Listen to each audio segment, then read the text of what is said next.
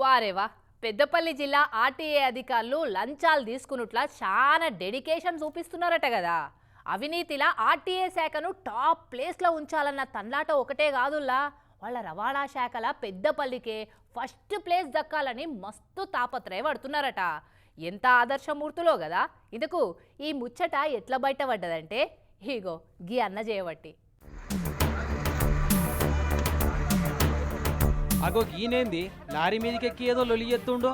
ఓ అన్నో ముంగట కరెంటు తీగలున్నాయి, మొదలైతే జర్రంతా వెనక జరుగు, ఏదన్నా ఉంటే వెనక సీరు మాట్లాడుకుందాం గానీ.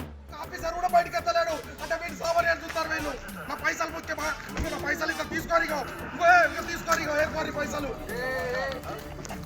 పైసలు ఏర్కోరి. అయ్యో పైసలని నాలకే సీసిరి కొట్టింది కదా.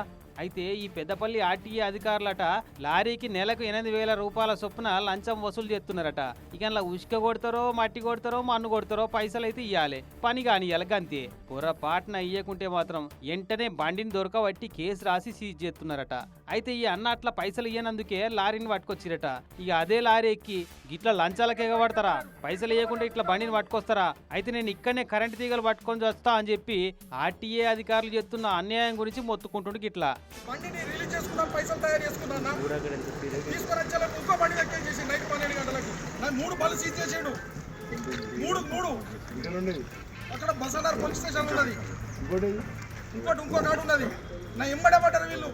అది అసలు కథ. లారీకి 8,000 అంటే ఈ అన్నకున్న 3 లారీలకు 24,000 రూపాయలు అన్నట్టు. ఉసుకున్న పైసలు కట్టకుంటే కథమే, బండి మీద కేసులు రాసుడు, చలాన్లు కొట్టుడు, లేదంటే సీజ్ చేసి పట్టుకొచ్చుడు. ఇదే కథ ఎత్తున్నారట. లంచాలు ఇచ్చిన వాళ్ళ మీద కేసులు ఉండయి, చలాన్లు ఉండయి. అవి ఇట్లల్లో ఏమన్నా గుంటబోని అన్నట్టు.